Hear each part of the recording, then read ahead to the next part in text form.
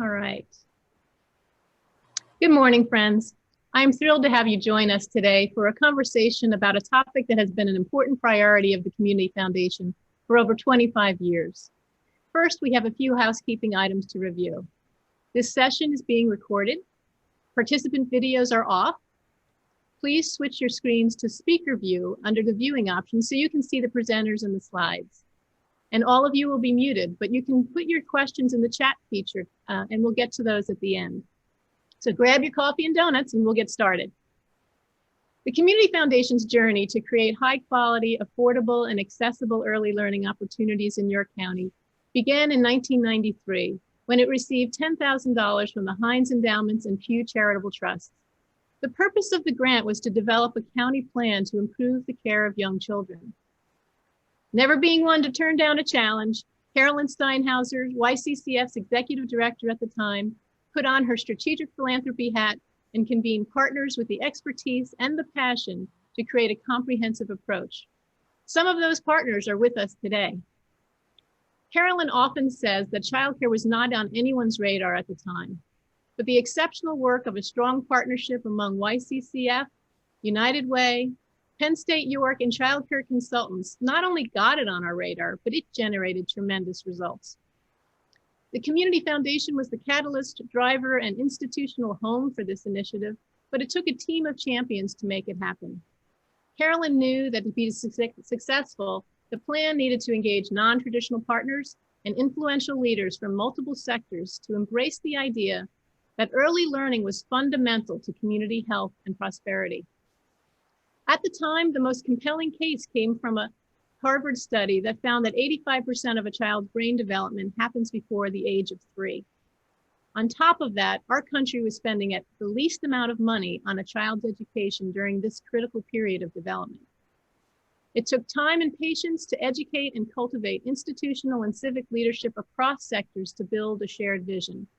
It all paid off with the launch of a truly comprehensive and transformational plan called Focus on Our Future. The plan aimed to improve the quality, affordability, and accessibility of early childhood education in York County. The United Way was chosen to be the institutional home to implement Focus on Our Future, and the incredible Gail Norse led the project. Invest in a child, a work in progress. That was the mantra of YCCF's endowment building campaign to secure endowed funds for early learning centers. The goal was to create annual sustainable revenue to provide care for children, especially those from families with limited income. Carolyn went back to her friend Marge Petruska at the Hines Endowments, who immediately adopted the idea and committed $500,000. Hines matched funds raised to endow the centers and matched funds raised by the Community Foundation to create the Focus on Our Future endowment to provide sustained support for early childhood initiatives. Today, those 7 participating centers have endowments with YCCF totaling over $700,000.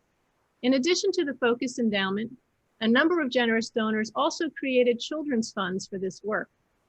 In total, the Community Foundation has $2.7 million in endowment that generates $125,000 annually for child development. One such group of engaged donors is the Women's Giving Circle, which is co-hosting today's event. We partner with Women's Giving Circle to study community issues and collaborate on grant making. I'm happy to introduce Nancy Aholt, the chair of the Women's Giving Circle, to greet you today. Thank you, Jane. Good morning to everyone. The Women's Giving Circle is a diverse group of women who are committed to studying issues deeply and to learning and developing as strategic philanthropists. We seek to maximize the impact of our giving by prioritizing early strategic investments in promising community initiatives and filling gaps in the philanthropic landscape where the Women's Giving Circle funding can be catalytic. Our priorities include investing in projects with change-making potential that can leverage additional dollars and partners. Since our founding in 2002, we have given a total of over $912,000 in grants oriented to either urban revitalization or education. Our investment in preschool early education total $16,000, which include $8,000 for the JCC to train teachers in challenging behaviors, $6,000 for the Ready Rosie program, partnering with the United Way of York County, $2,000 for the Early Literacy Read to Me Challenge, again partnering with the United Way.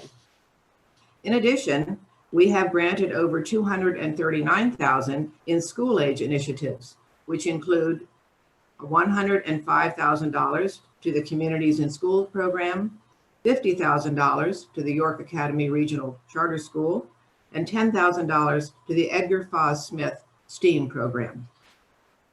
We are committed to educating and developing our members and to engaging with funding partners and key allies across the community. We convene stakeholders, solicit expert advice, and identify investment opportunities where we can be of unique value. Today's program meets our core objectives. We all know that early learning is an essential component to a thriving community. We want to educate the community on the pressing issues confronting early learning and share in both the challenges and successes that are occurring in early learning. We are grateful for our panelists today who are willing to share their struggles, what keeps them up at night, and why they continue to do what they do. Thank you to Jane and the York County Community Foundation for your continued collaboration on this event and others to come. Thank you. Thank you so much, Nancy, and thank you for your partnership. A lot has happened in the childcare field in the past 25 years. Today, you'll hear from experts who see firsthand the value of quality early learning opportunities.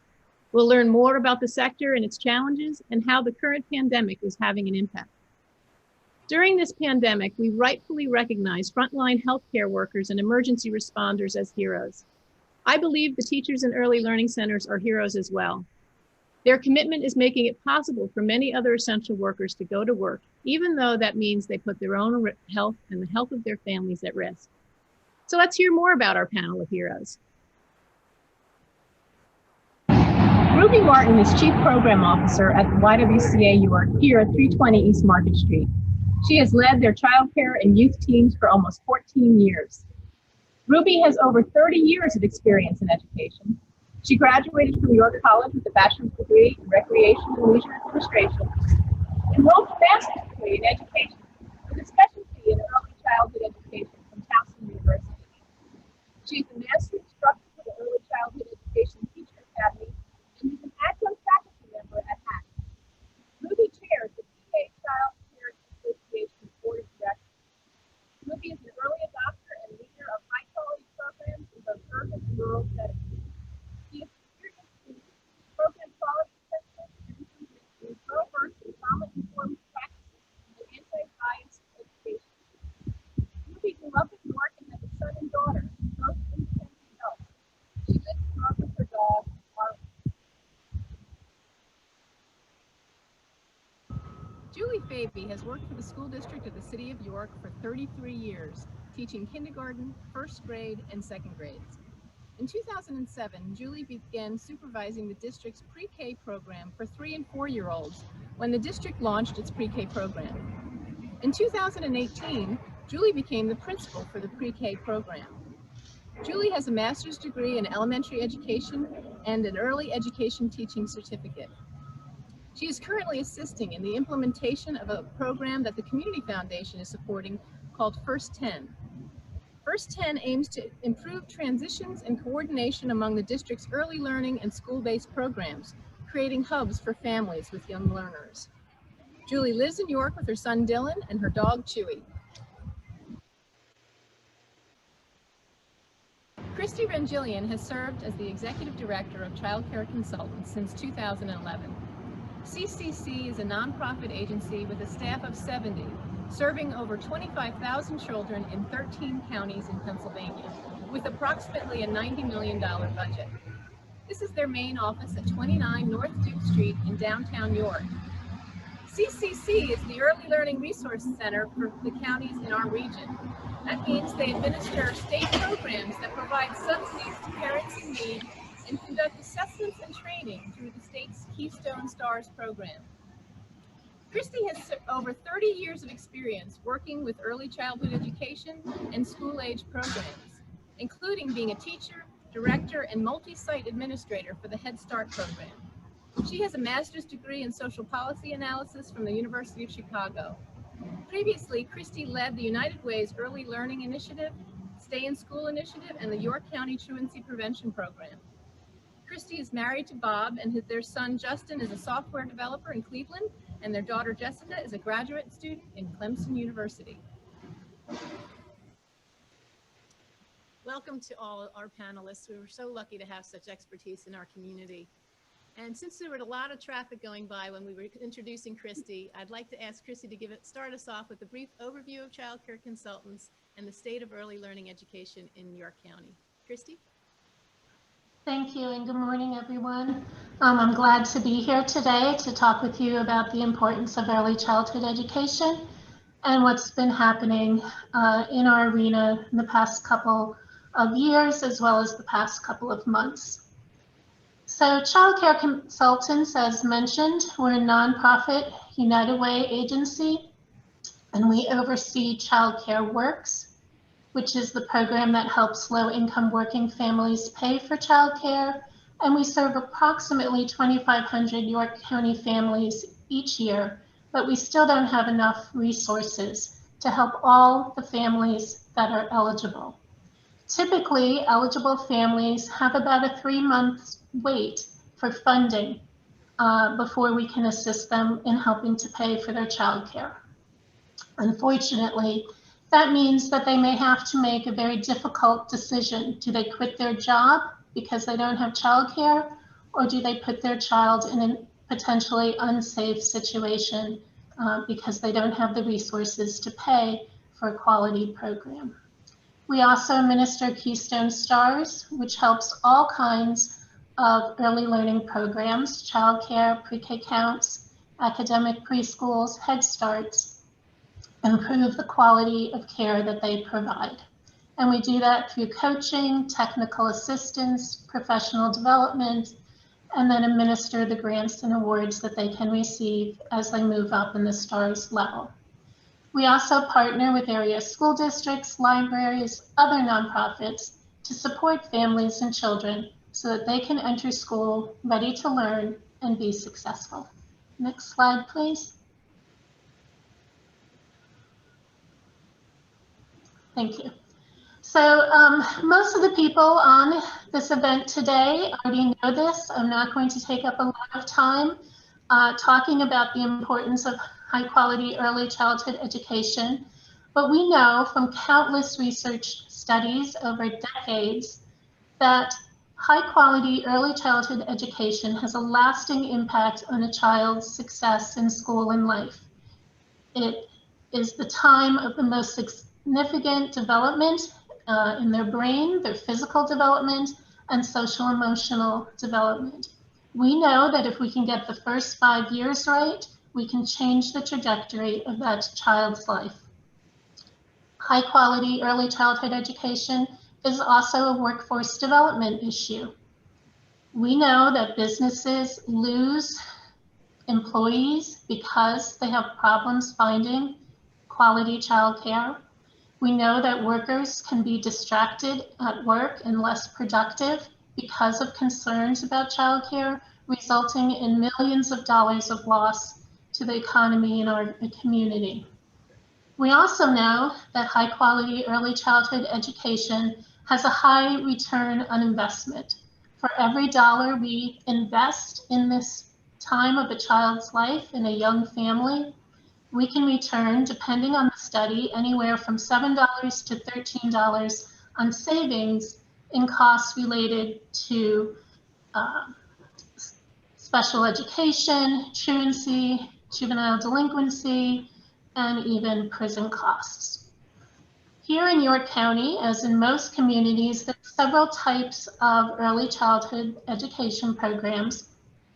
typically categorized by their funding stream. So we have DHS certified centers, groups, and home-based programs. We have pre-K counts, which in your county operates both in community-based settings, such as the YWCA with Ruby here today, as well as public school settings like York City School District, and Julie is here today. We also, of course, have Early Head Start and Head Start and private academic programs. Next slide, please. So I'm not going to read everything to you, but this bar graph shows you very clearly the number of children that are eligible for child care works. And for a family of 4 that is eligibility is making less than $52,000 per year. And then of them, how many were able to serve, that middle bar. And then of course the difference, those are children whose families are working, who are part of that ALICE group, if you're familiar with that term, the working poor, who we are not able to serve because we do not have enough resources available to support them. And then of the children that are eligible and receiving child care works, how many are enrolled in our high quality centers? And for purposes of this presentation and kind of the typical way we talk about high quality, we're referring to our pre-K counts programs, our early Head Start programs, and our DHS certified programs that are STAR 3 and STAR 4. Next slide, please. So York County, as you all know, has been invested in high quality early childhood education for a very long time, as Jane talked about at the beginning with the formation of Focus on Our Future. I was very honored to follow Gail in that initiative in my time at the United Way. And this is just showing where we started back in 2000 with the number of high quality programs and where we are today. I will comment that the small increase in home-based providers, if I had put all the intervening years in this graph, that would have risen and fallen. And part of that is due to the organization that accredits home providers more than tripling their costs to go through accreditation and some other barriers that the home-based providers have had in that program. In addition to these DHS certified programs, we also have 4 early Head Start classrooms and 76 families served in home-based early Head Start, 30 Head Start classrooms, and 22 families served in home-based Head Start, and 24 pre-K counts classrooms across the county. Next slide, please. One of the things that York County has also been committed to is the disparities in compensation for our teachers. And quite honestly, as you can see, we have made almost no progress. In 2002, the average compensation for a childcare teacher was $19,000, and 20 years later, we're at roughly $20,500 compensation. Clearly, our childcare staff would qualify for childcare work should they have children and be the sole source of income for their family. The other thing that I think is important to note that you can see in the bar graph is that childcare teachers, by that I'm meaning people in DHS certified program, are paid less than Head Start teachers, the public pre-K counts teachers, kindergarten teachers, and elementary teachers. You know, we have much work to do in this area, as most of us know. Next slide, please. And I realize there's a lot on this slide, but I'll kind of go through it at a high level. One of the things that people like to compare is the cost of infant care to the cost of attending a public college. And yes, infant care is expensive, but one of the things that I think gets lost when people make this comparison is the number of children that that teacher is able to serve and work with. So just as an example, a teacher working with infants will have 4 children total all year long, 4. A typical college professor does not work with 4 students all year long. On average, they may have a classroom of 25, and on average, they may teach 6 courses per year. Of course, some professors teach much more, those big introductory psych classes you might remember, and some may have less. So just an average. The average cost of infant care in Pennsylvania is $11,516. The average cost of public college in Pennsylvania is $14,500, roughly. So if you multiply that all out, you get a total support of about $46,000 for that infant teacher and a little over $2 million for that college professor. Then, of course, you can add in additional things. In York County, we're lucky that some of our early childhood education programs are supported by the United Way. Some are supported by the York County Community Foundation. Some get the earned income tax credit, and some have private donations. And that's wonderful, but that's not true for all of the programs in York County. For most of the programs in York County, all the money that is supporting the care for those 4 infants is that $46,000 total. And of course, higher ed has public dollars, donations, endowments, other sources, alumni giving. I would imagine, and from my experience, most of our programs here in York County do not have alumni giving. They do not have endowed cribs supporting their infant programs. And so it really speaks to the disparity and the fact that this is really not a great comparison. Next slide, please. One of the things, of course, that we do want to mention during this time of COVID is what has the impact been on our programs. Around March 16th, the governor required that all centers close. Home-based programs could remain open, and the centers could reopen with a waiver if they were serving the children of essential workers. Since that time, we have gradually seen programs in York County reopen. And as of October 13th, this is the status of programs in our county. 191, or about 87%, had reopened. That yellowish, goldish pie sector is the temporary closed. Those are programs that are still closed, but still have hopes that they are going to be able to reopen.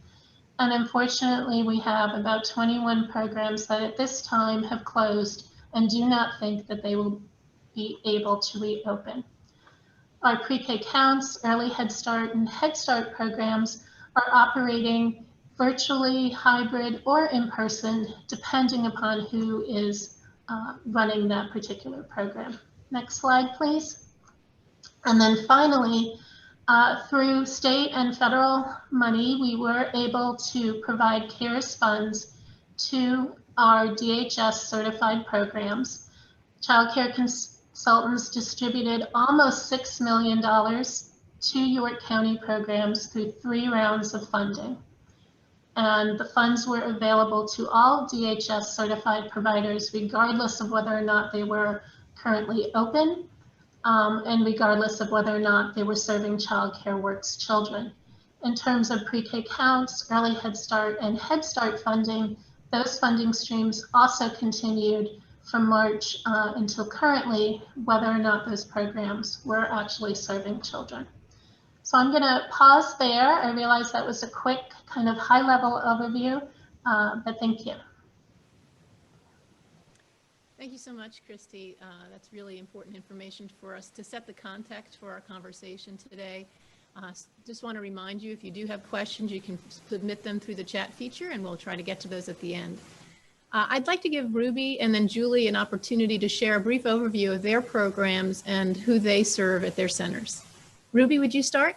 Thanks, Jane. Yeah, absolutely. Hi, everybody. I'm happy to be here today. The YWCA York has a mission to eliminate racism and empower women.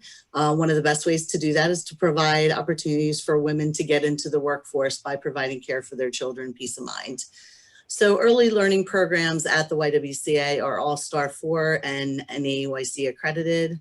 Our normal enrollment exceeds 300 children daily. Our demographic is 96% children who are subsidized or funded through pre-K counts or the new infant toddler contracted slots program. We have about 50% of our children who are Black, 34% are in the Latinx community, and about 15% are white or other. Our early childhood programs, our early learning centers, infant through young 3-year-olds. We have 58 normal enrollment spots, and 25 of those are infant toddler contracted slots. That's within 5 classrooms. We have 8 pre-K counts classrooms that are state funded, and they serve 300% above poverty line or less. And 145 of those children fit within 8 classrooms. We have 78 children participating in a wraparound program for our pre-K program, and we serve 3- and 4-year-olds every day. And we also provide care for the summer months and before and after school with our WRAP program. Our school age program downtown serves all York City School District. Currently, they're doing virtual learning in our facility. And we'll talk more about that during the COVID struggles conversation. And we also serve all of the charter schools in York City. We have programs at Lincoln Charter and 2 Northeastern School District programs as well. Including in our program is comprehensive culturally responsive family engagement and education programs for families and that every child's grown up.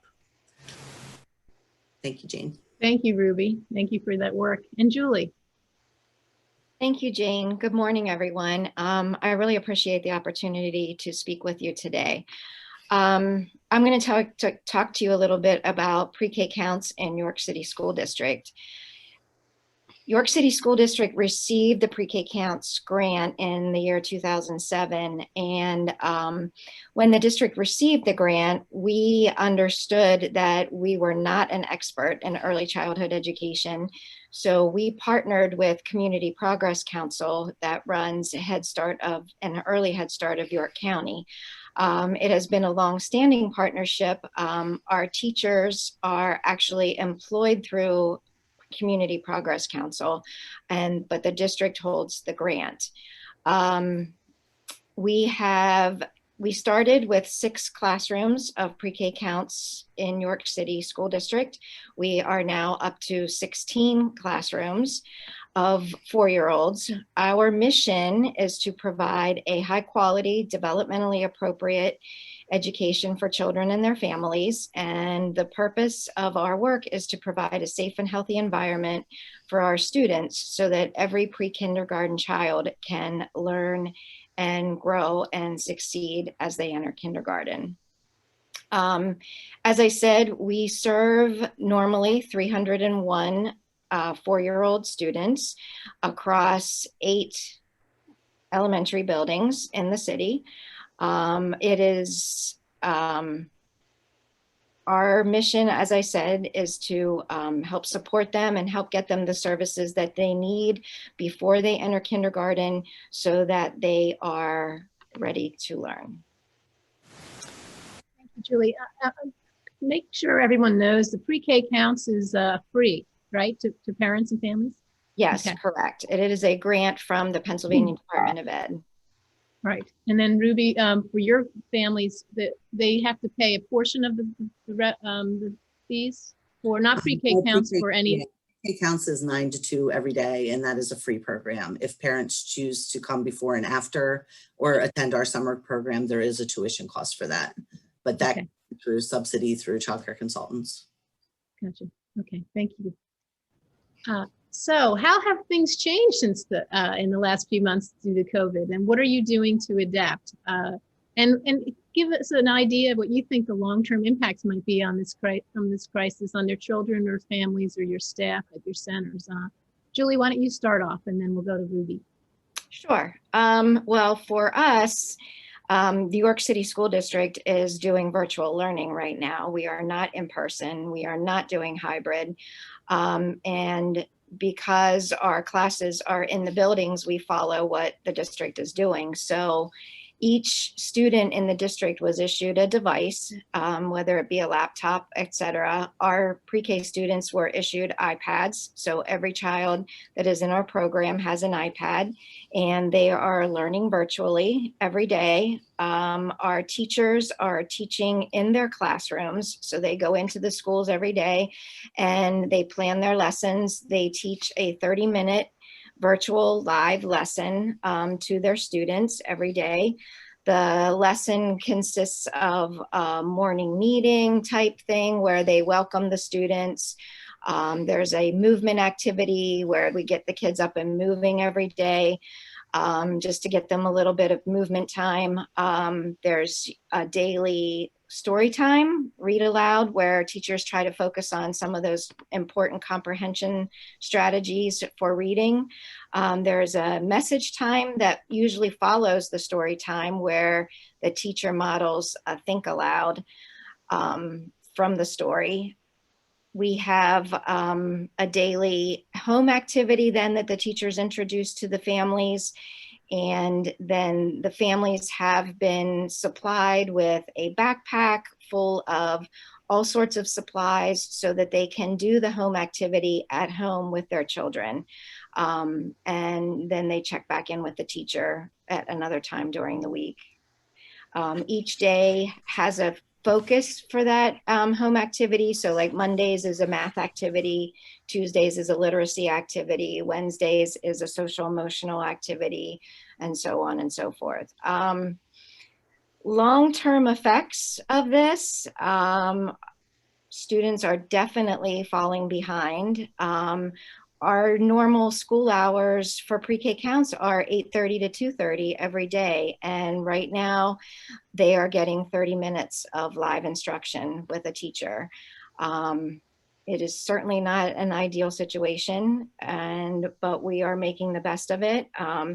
The most important component I think that students are missing right now is the whole social emotional piece, meaning the skills that they would normally learn if they were in person, such as how to share with each other and how to take turns and how to play together, how to regulate their behavior. Those are the sorts of things that our students are missing right now. And it's very, very hard to try to teach those virtually when they're not with each other. Mm-hmm. Ruby, what are you seeing? Now we have a little bit of a different picture here at the YWCA. We've been back face-to-face since June 8th. We did close down for about 15 weeks during the start of this whole process. Families still are not able to come into our building. We have 3 drop-off and pickup locations at 3 different entrances in the buildings, which requires additional staff because we are combining groups. We have 3 staff in every classroom from start to finish of each day, which is really cumbersome on the budget. We have our COVID enrollment is lower than our normal enrollment. We only have about 220 students coming, which is actually up from the 170 that we had throughout the summer. In our early learning program and school age programming, currently it's about 60% enrollment due to the COVID situation. We have a lot of staff that are off with extended FMLA due to either concerns because of a special situation or their age, or they are virtually teaching their own children at home. So that's been a struggle. We've had a lot of staff turnover due to that issue. We were able to get special extension to our license through DHS by using our fitness facility and measuring it and doing a little FaceTime virtual licensing visit with DHS, and they have added that space to our DHS license so that we can serve more children. Normally our school age children will share space with our pre-K counts when they're at school. And then they come back and use pre-K counts classrooms for the extended part of the day. Well, that can't happen since the kids are virtually learning here. So we do have a hub that we've created in our former fitness center so that we can accommodate school age children needing virtual learning assistance, so our families can work. This requires a 1-to-6 ratio, which we've determined over the last 8 weeks or so we are assisting all of the children to get on their devices every day. We're keeping them engaged. We're helping them submit assignments. And it's no easy task for my staff, and they are burning out very quickly, unfortunately. We're going to provide this at least through the calendar year. It's cumbersome. It's costing us about $2,100 a week deficit to incur the cost of the extra staff, and paying our part-time staff the full-time wages and benefits. So it's been a struggle for us. And our Lincoln Charter School site is also a hybrid. So we're providing care from 6:30 to 9 and then 1 to 6. Again, costing more than what the program was budgeted to have to cost. So I think most daunting is the staff putting themselves at risk every day. Many of our staff have equivalent degrees and certifications as district teachers, but they need to be face-to-face with these kids every day. So early childhood education today is like a daily ethical dilemma. Ruby, did the funding that Christy talked about, how did that help your center? It actually is filling in a lot of our deficit gaps, but it's helping to pay for all the PPE. You have no idea how many masks, how many wipes, how many disinfectant. We have sprayers for all the playgrounds. I mean, there's just so much that we've had to purchase just to make the CDC and DHS requirements for providing care, plus the additional staff costs for having 3 people in every room all day long. It's been, it's really the only way we're still open. And now that the 3rd phase of CARES funding is here and we're spending it, we don't know what's going to happen after that is gone. Christy, from your seat, what does it look like in terms of the impacts of COVID on the centers and providers? Yeah, I think that Ruby and Julie obviously give a really good overview of their perspective. The other group that is really struggling is our home-based providers. Here in York County, we actually have about as many children being served as home-based providers as we do in the centers. And home-based providers fill in that gap of 2nd, 3rd shift care as well. And they are really struggling to typically, by definition, there is one caregiver for their group of children, 5 children on average, depending upon how many shifts of care that particular home program offers. And they're really struggling as well. They're also struggling because their children may be home with them. They don't count in their ratio, but that means that they now have however many children are in their family in addition to the children that they're trying to care for. I think that Ruby and Julie's points are very well taken. We all know that the childcare early education industry operates at the margins and is subsidized on the back of their workforce and the low wages that we talked about earlier. And so there is no room, to Ruby's point, to add in additional staff, and where is that money coming from, or to purchase thousands of masks a week and cleaning supplies, and can you even find those cleaning supplies? So it's been very challenging. We were, as I said, very glad that there were CARES funds that we can push out. We were able to pay the Child Care Works funding at the enrollment that facility had in March up until the end of August. We're now back to paying based on attendance, which is how Child Care Works usually works. But again, that's also going to have an impact on our centers and home-based providers for those children that are not attending. As Ruby mentioned, capacity is down. We see that across the board. Most facilities are somewhere between 60 and 80, maybe 85% if they're lucky, of their normal capacity. And again, childcare, if I'm not attending, if I'm being paid by Child Care Works, I'm not paying you. And if they're not attending in their private pay, eventually that family is going to decide to stop holding their slot, and they're not going to be paying either. So it's a very tenuous situation right now. All of you are serving some of the families that are most in need and have many challenges. even before COVID. And I'm wondering, very interested in how you're addressing the emotional well-being of the young ones in your care and your staff, both before COVID and beyond. Julie, would you share an example from your work? Sure. Well, before COVID, we still have it. We have a social emotional curriculum for our students that we follow, and we go over, the different skills every day of being prepared, being respectful. How do we do that? How do we take care of our bodies? Mindfulness. How do we take care of ourselves? Obviously, it's a little bit more difficult now to do that. We are connecting with our families and with our students weekly. Teachers are setting up one-on-one meetings with families so that they can, go over some of these skills with families individually. But it's not ideal, as we all know. It's much harder during COVID to build the relationships with the families and with the students than it was before COVID. The district, of course, has services that we are offering. We offer free breakfast and free lunch every day for families. They just need to come and pick them up. Wednesdays, we are doing Wellness Wednesdays during COVID, where families are getting a range of services being offered to them from the school police officers and the guidance counselors and the social workers that go out into the communities on Wednesdays.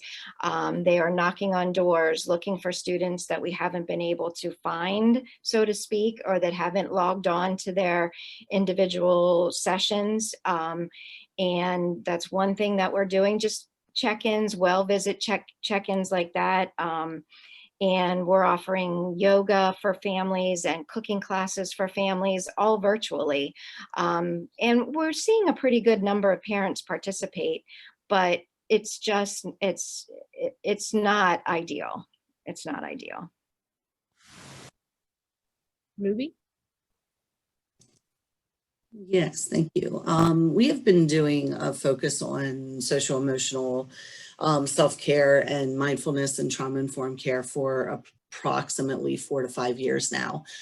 We really did good work with positive behavior intervention and supports, PBIS, about a decade ago, and incorporated the PATHS curriculum, Pathways to Alternative Thinking Strategies, at the same time. So we've been really kind of immersed in social emotional work for a long time. We've begun another PBIS deep dive with some newer staff that have been here over the last 3 years, and we're in our 3rd year, and we're already assessing at Fidelity in most of our classrooms. We're also doing a lot of work with mindfulness and trauma-informed care initiative, and we do anti-bias education, which is super important because of all of the racial trauma that our children are experiencing, especially since 2016. The picture on the screen is our little guy, Caden, who, because of our yoga and our mindfulness infusion, was caught by a teacher just doing a moment of catching some peace. He was in a chaotic moment of cleanup, and his teacher said, "Hey, Caden, what you doing?" And he said, I'm just trying to chill for a minute and get some peace. And he stayed like that for quite some time, just kind of relaxing his body. So they are learning real essential tools as we work throughout our days at the YWCA. We have 2 staff people, a mindfulness education coordinator and a racial justice coordinator, who are assisting with the work and really helping our staff to understand the effects of racial trauma and regular trauma, all kinds of different types of trauma, and to really be mindful and infusing mindfulness practices throughout each day. And using CARES money, we were able to put together some self-care bags for our families that have a lot of the same tools that we use in our classrooms for kids' social emotional development, and have that connection with the at-home piece of our work. So we're giving those out this month, and we're super excited about families' response to that. Thank you. Thank you for that good work. And the good lessons for all of us in terms of being mindful and coping skills. So thank you. I'm going to ask I'd like you to share with us what your biggest challenges are to deliver this kind of early learning education, again, pre-COVID, during COVID, post-COVID, and if you had a magic wand, what would be the one thing you'd like to see happen to support early learning? And I'll start with Christy. Thank you. Our role as an agency is to support the agencies that are working directly with children and families.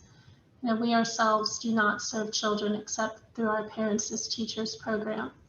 And so we have worked really hard to provide care for the caregivers through teachers' talks, directors' roundtables, the providing the training and the resources to purchase the PATHS curriculum and the PBIS that Ruby was speaking about earlier. And so we've been providing over 12,000, excuse me, 12,000 would be a lot. 1,200 is still quite a bit, sessions since March virtual for staff. Some professional development and some just networking and support, which really is so important right now. I think that if I had a magic wand, what I would hope for is that the interest from the community that we are seeing for early childhood education, the articles in a wide variety of publications, the bipartisan support that seems to be increasing, continues post-COVID, and that we really think about how we're going to do real systemic change to support this industry. We need, from my opinion, additional public resources that are supporting families at economic levels of higher than $52,000 a year for a family of four, because those middle-class families really struggle with childcare costs. We also need equity around teacher compensation, and we need, as Ruby talked about, support for our families experiencing a wide variety of trauma and the social emotional needs of these children. I am very worried about what the long-range trajectory for the children that are in early childhood right now and kindergarten right now is going to be. We know how important this age group is. We know that we're not doing it in the way we would typically do this due to the COVID restrictions. And I'm very worried about what the outcomes are going to be for these children, not just academic, but their life outcomes, their mental health, their social health as they progress. Mm-hmm. Julie, what, from your perspective, what is are the biggest challenges in the magic wand that you'd like to wave? Well, I will echo what Christy said. If I had a magic wand, I would also say that teacher salaries, early childhood teacher salaries, definitely are something that needs to be looked at across the board. I lose many teachers every year to the school district because the other principals, and it's no fault of theirs, but they see my teachers and how they interact with our students, and they want them to teach kindergarten. So they end up moving from our program into kindergarten or first grade or second grade because they are getting paid more than what my program can pay them through the Pre-K Counts grant. So I think that is definitely something that, as Christy said, you know, that needs to change. I think not only in a state level, but on a national level as well. And it is certainly a challenge that I think we all face. So, and I'm sure Ruby will agree with me. She took all of my talking points. No, I'm just kidding. Actually, I would go a little step further and say that Pre-K Counts is paying, our grant is paying for the second level certification of all of our teachers. And we have right now 8 staff with master's degrees and second level certifications in our building. It's only a matter of time till they get jobs with the city making $86,000, $95,000 a year, which is, you know, what we can't pay here. And I think that paying them $20 an hour is almost an insult. It's more than an insult, actually. And the rest of our master's degreed and bachelor's staff who don't have certifications, who don't work in pre-K counts, they're making $12.50 an hour or $12 an hour with an associate's degree. And I think that you know, what we're doing is just keeping people in poverty. And that is really, it's a shame for our field, but we're doing the best we can. We haven't had subsidy increases in our program, and with our level of subsidized children participating in subsidy, we can't extend our tuition fees. Our true cost of care is $100, $180 more a week for each child than what we get returned in our subsidy fees. So if we were in the suburbs and didn't have subsidized children here, we could charge $300 for an infant. We can't do that here, nor do we want to. And I think that until we see subsidy increases across the board in Pennsylvania, that's going to be a huge issue and continue to be a huge issue. So I think we have to talk about that. And then once the subsidy increases, then other tuition can follow, and we can really get the funding that we need to be able to pay our teachers what they deserve. Thank you all. We do have a number of questions, but we do have a very special guest with us today who I want to introduce to you. She is a good friend of the community of York County, and she's some of you here know her very well. Her name is Gail Norse. Gail successfully led with a focus on our future initiative here in York in the early years, and then went on to work on early learning at the state level as the director of Pennsylvania Key. She then moved to Chicago to become the director of Illinois policy for Ounce of Prevention. Though she tried to retire several times, thankfully she is now a consultant with a national organization called the Build Initiative, and is working with a coalition in Pennsylvania that is engaged in a major statewide initiative to advance powerful public policies and strengthen the network of support for positive early childhood development. Gail has agreed to share a brief snapshot of this new exciting project. Gail? Can you hear me? Yeah, okay, great. Well, thank you. It's so good to see old friends, Christy and Ruby, 25 years ago. So thank you, Jane, for inviting me. Jane had asked me to talk a little bit about what we've been referring to in Pennsylvania as the Pritzker Initiative. We need to come up with a better name, and they're working on that. But this was an opportunity that the Pritzker Foundation, which is located in Chicago, but it does funding nationally. And all the states were invited to apply for a planning grant to develop a plan that would serve infants and toddlers. Pritzker came up with the ambitious goal of impacting 1 million infants and toddlers to improve their health and well-being by 2023. And states applied. Pennsylvania won the planning grant along with 10 other states. And it went through Pennsylvania Partnerships for Children that worked along with 3 other of the major advocacy organizations. And part of the requirements of the planning grant, and it took me back to focus on our future, of some of the things that we really did. So York kind of was a precursor to this, but we were, you know, the state had to put together a coalition. Right now there's 170 people working on this initiative across the state. They had to talk with parents and families, and they had to work both with the public sector and the private sector. And one of the things that we did last fall, through actually the help of the United Way of Pennsylvania, contacting local United Ways, and we did 10 focus groups, including 2 in York County. And I looked at them today. 30 providers participated and gave us, you know, their ideas, and 15 parents.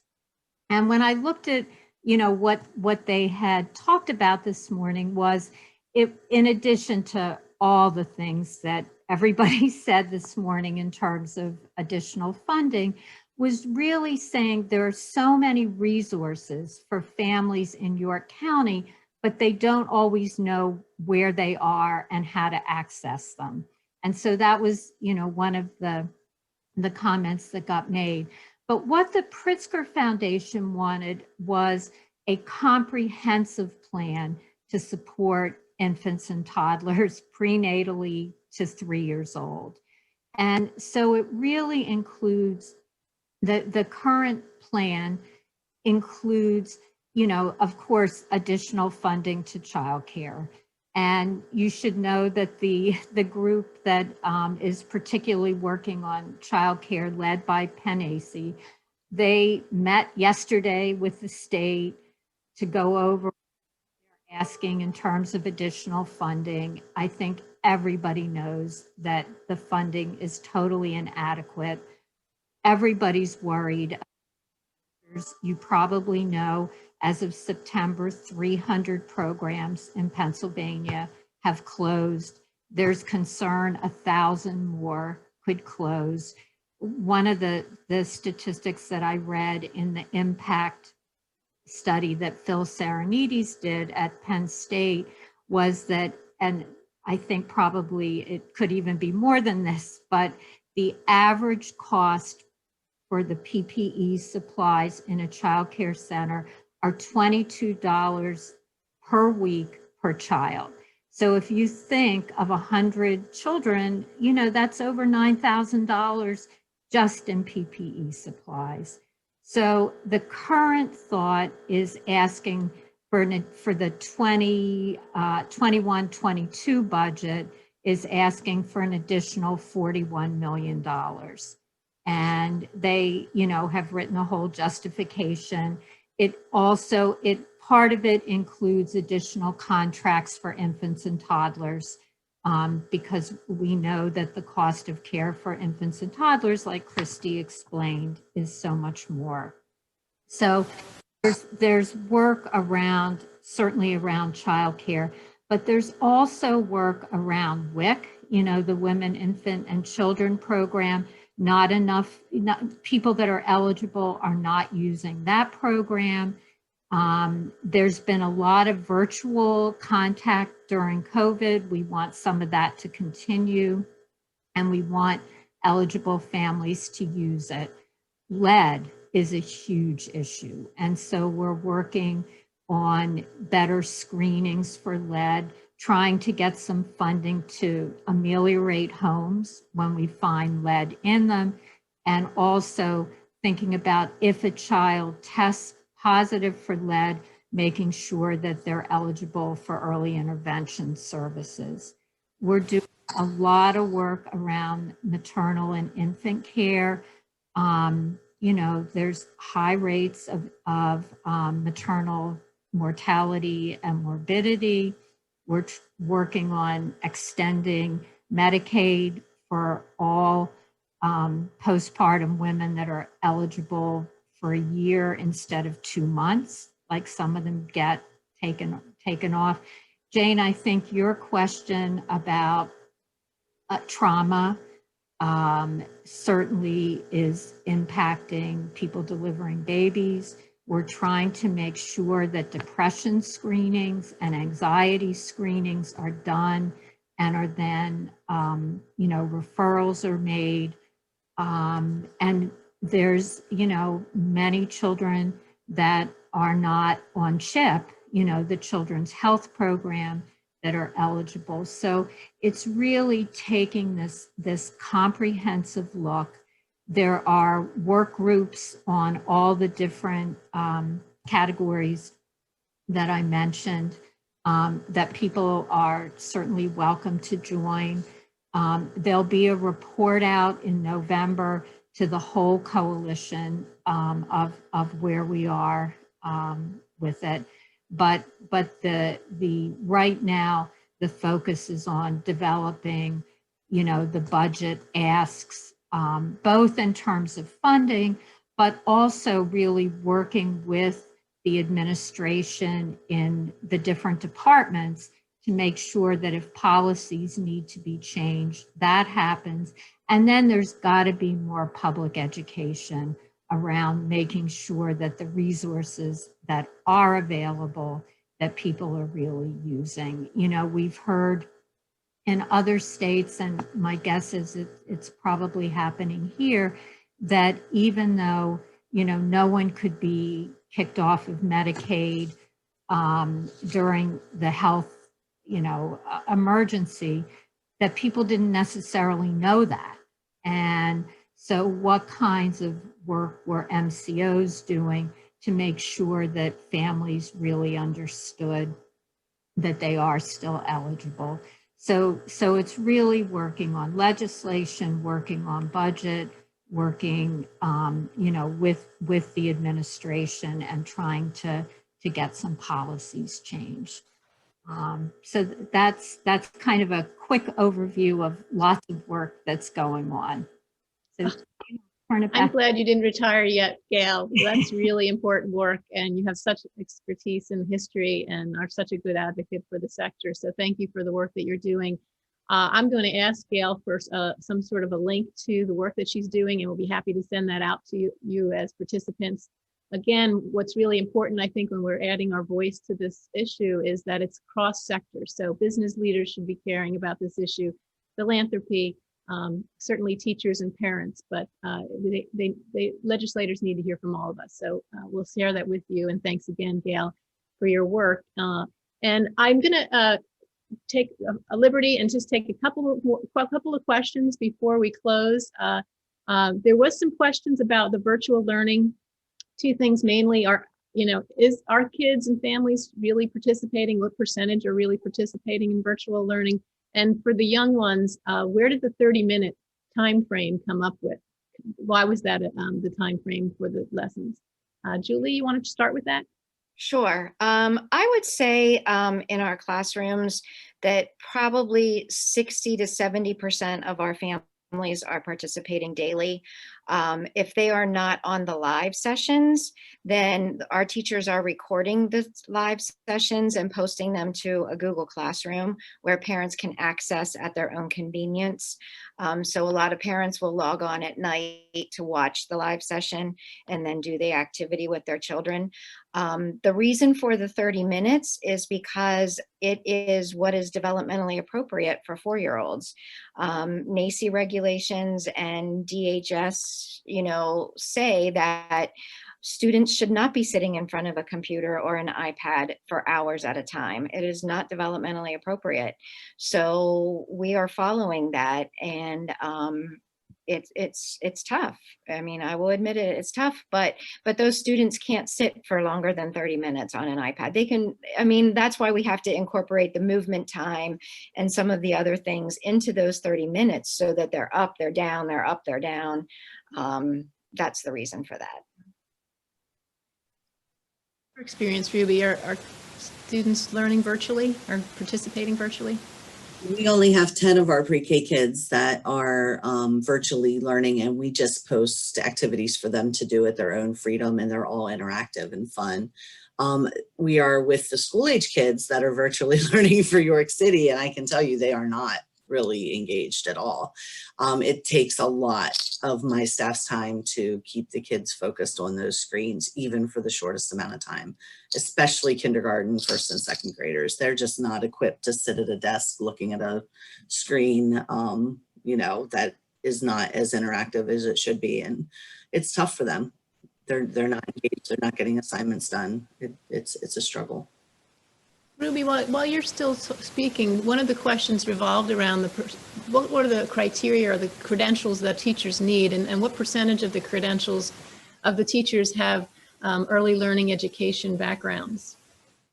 So in our facility, we are a nationally accredited program in Star 4, so our credentials might be a little higher than most programs, but we have about 50% of all of our staff with degrees at this point.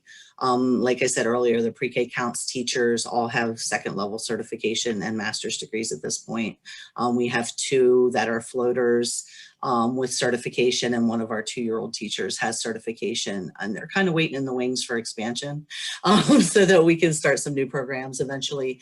And our infant teacher has a master's degree and is amazing and has been here for 9 years. Yeah, I mean, it's a really important thing for us because we want them to understand the development part, and mixing that with a nurturing person who's in the field because they love children is a really good skill set to share. We value both things very much. So to answer your question, our program is 50% in the field. I think Christy could probably speak better, but I think it's a lot lower of degreed staff. Our attempts to professionalize the field, once they get professionalized, they're gone. So they have to, we look for people that are really passionate about teaching, kids under the 5 here. And that's why we've been able to retain all of our pre-K teachers except for one. Last 14 years, we've been super lucky. Yeah. Yes. Christy, is there a big difference between the sector and as a whole in terms of credentials? Yes, absolutely. So pre-K counts teacher, as Ruby and Julie mentioned, those teachers are required to have a degree. Most of the Head Start teachers also are degreed, particularly if they're a lead teacher. And if your facility is a star 3 or 4, your lead teachers will have degrees working on up from the associates into bachelor's and master's, as Ruby said. Unfortunately, the majority of our children are being cared in star 1 and star 2 facilities. And those teachers typically do not have degrees. They might have that initial credential called a CDA. And as a field, we've seen really good progress in getting that. But, it's kind of a situation of what's the cart and what's the horse. If I'm paying you $20,000 a year and I want you to get a teaching certificate and you're working full-time, how are you doing that? And then, as we all know, we're losing you. And if you go back to that chart I showed, Julie loses people to the K-12 system. Ruby will lose people to Julie's pre-K counts program or her own pre-K counts program, and then the school system. So if you're in that, childcare DHS certified program, there are several rungs on the ladder above. And so quite honestly, we're sort of a pipeline to the K-12 system. And it's a real problem. Thank you. There's a couple of other questions that I think we'll respond to after this session that have to do with, I think, relative to donations. What's in the care packs that our kids are getting through the pre-K program? And can teachers use cloth masks? So I think what we'll do is we'll get those answers out to you afterwards because we need to close up and respect your time. So I really am very grateful to all of the panelists. Round of applause, virtual round of applause to all of them for their work they're doing and for helping share their experience with us today. Thank you to the Women's Giving Circle. I'll turn it over to Krista Dar, who is the Community Foundation's board chair and our senior vice president of commercial lending at Fulton Bank, for our closing remarks. Krista. Great, thanks, Jane. So as you heard this morning, early learning educators are being asked to do one of society's most important jobs while facing incredible challenges with limited resources. It really takes special people to devote their lives to the most vulnerable children in our community. Quite frankly, sometimes with little reward, as we've heard. Thanks to all of our panelists and to their teams for their dedication to making lives better for our young ones. Thanks also to Gail for joining us as well. The Community Foundation is grateful to the giants who have led the way for positive change years ago. While tremendous advances have been made over the years, there are still major obstacles to ensuring our children have the best opportunities to thrive. The foundation continues to be highly engaged in addressing these challenges. We're providing support for the research-based First 10 program with the school district and providing funding for training for home-based childcare providers, kind of what Christy mentioned there, who are providing affordable care for many children. And we want to make sure that's quality care and education. The COVID impact has generated unique challenges. parents face increased pressures when schools are closed and they don't have the flexibility to be home with them. We're currently working on a project to support providers of remote school-age childcare through the COVID Response Fund. We're grateful to all of you and all of our donors who have created or supported the Children's Fund at York County Community Foundation. We thank the Women's Giving Circle members who partner with us to leverage our grants for greater impact. While there are many positive things happening to address the issues of early childhood education, today's session reminds us that there is much more to do. This is the first step in reigniting interest in partnerships to help our community's most vulnerable children. We hope you share our passion and the passion of our panelists today and are energized to move forward with us on this journey. Thanks again to all of our panelists. Have a great day.